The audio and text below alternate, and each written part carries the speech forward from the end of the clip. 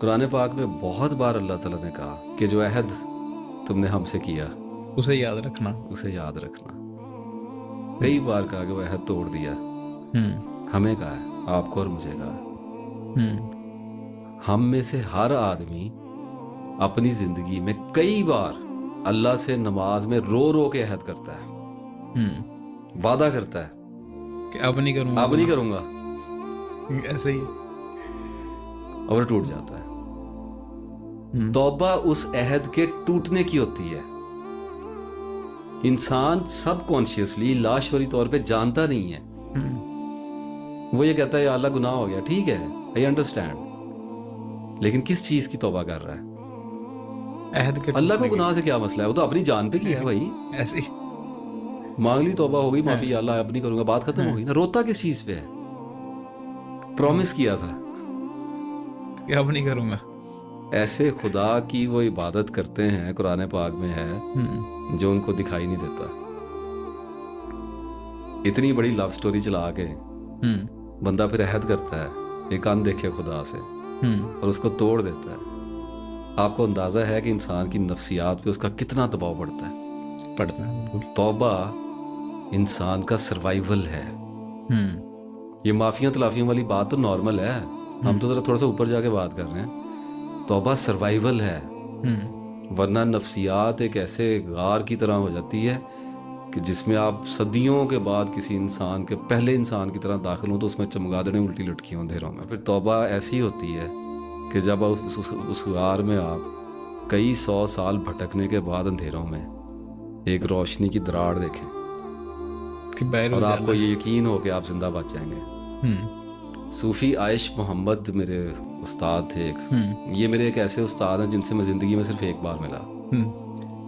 سمندری میں ہوتے تھے, سال ہو گیا ان کا, اللہ ان کو جنت میں اعلیٰ مقام عطا فرمائے. بہت بڑے استاد تھے, مٹے ہوئے آدمی تھے, مٹی کی طرح ہی تھے. ایک ہی ملاقات ان سے ہوئی بڑے تردد کے بعد, اور وہ ملاقات بھی اللہ نے ایسی کروائی کہ 1 گھنٹہ ایک کمرے میں مجھے ان کے ساتھ بٹھا دیا کہ میں نے کہا جی میرے لیے دعا کر دیں. آدھا گھنٹہ انہوں نے میرے لیے دعا کی. اس دعا میں وہ 2 بار سو بھی گئے.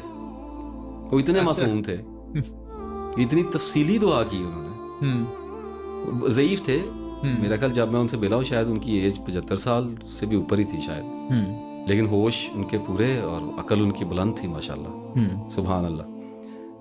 تو وہ 1-2 بار ان کو غنودگی بھی آ گئی, شاید 1-8 منٹ سوئے بھی رہے, پھر اٹھے, پھر وہیں سے دعا شروع کر دی.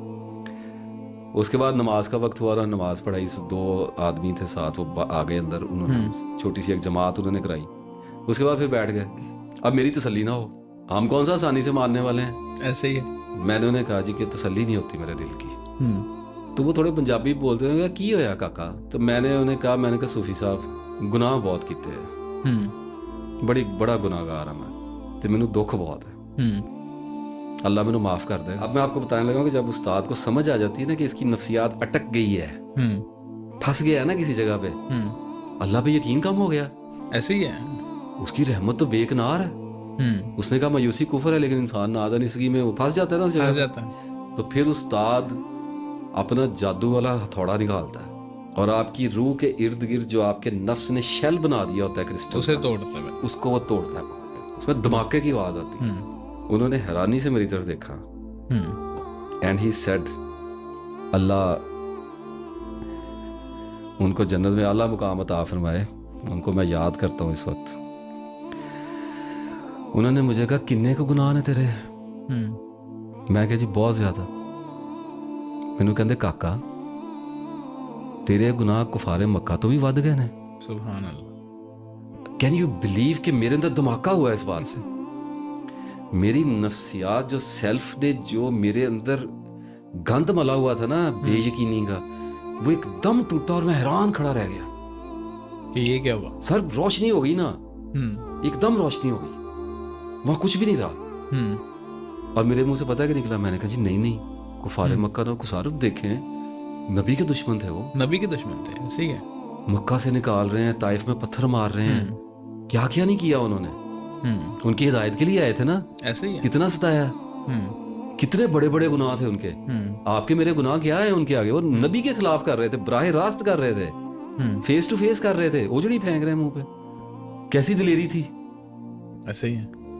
مجھے کہتے تیرے گناہ کفارے مکہ نالوں بھی ود گئے نے. میں کہا جی نہیں اللہ معاف کرے. انہیں نہیں کہندے تے یار کاکا اللہ نے انہوں نے اللہ دے نبی نے انہوں نے معاف کرا دیتا تو تینوں کادی ٹینشن ہے, اللہ تینوں بھی معاف کر دے گا.